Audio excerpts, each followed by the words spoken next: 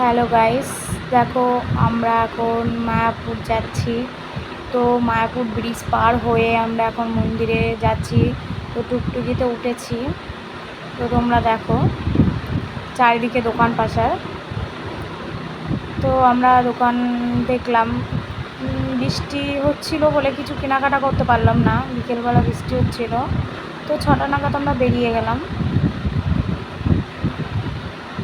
ও এখানে দেখো কত বাস, লরি, টুকটুকি গাড়ি তো চলাচল করছেই।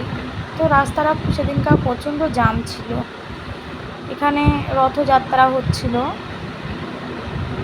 তো দেখো আমরা তো চলে এসছি মন্দিরের সামনে।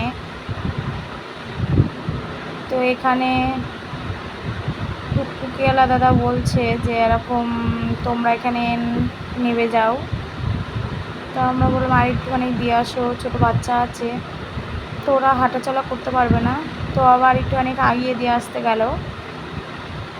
তো এখানে সব বসে রয়েছি আমরা।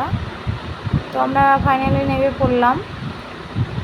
দিয়ে এখন আমরা সবাই হাঁটছি। এখানে আমার দিদির মেয়ে, আমার ছেলে, আমার দিদি, আমার মেয়ে সব হাঁটছে। আর আমার মেয়ের মেয়ে। তো আমরা ফাইনালি সব এসে গেছি। দেখো ঘুরছি এখন। এখানে ভিতরে ভিডিও করছে।